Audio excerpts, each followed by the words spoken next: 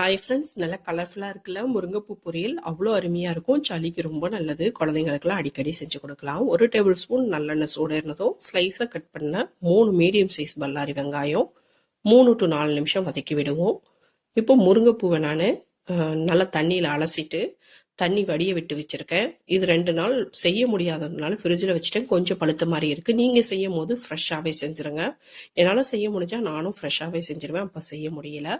இப்போது வெங்காயத்துக்கு தேவையான அளவு உப்பு சேர்த்துக்கிறேன். அதுலேயே இந்த முருங்கைப்பூவையும் சேர்த்து முருங்கைப்பூவையும் குக் பண்ணிக்கலாம். முருங்கைப்பூ முட்டையை விட ஒரு 2 இல்லைனா 3 to 4 நிமிஷம் தான் எக்ஸ்ட்ரா ஆகும். சீக்கிரமாக முருங்கைப்பூவும் வெந்துடும். இப்போ முருங்கைப்பூவும் மீதி ஆனியனும் சேர்ந்தே நல்லாவே வேகட்டும். இதுக்கு தேவையான அளவு கொஞ்சமாக மஞ்சத்தூள் சேர்த்துக்கிறேன். சால்ட் பத்தலைன்னா கூட தேவைப்படும் போது சேர்த்துக்கலாம்.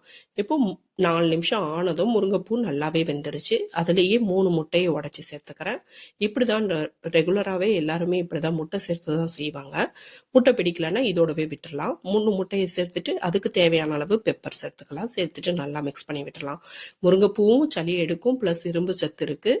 முட்டையிலையும் பெப்பர் ஆட் பண்ணியிருக்கோம். அதனால இது நல்லாவே வேலை செய்யும். ரொம்ப எஃபெக்டிவாக இருக்கும். லைக் பண்ணுங்கள். சப்ஸ்கிரைப் பண்ணாதவங்க சப்ஸ்கிரைப் பண்ணுங்கள். சப்போர்ட் பண்ணுங்கள் ஃப்ரெண்ட்ஸ். தேங்க்யூ.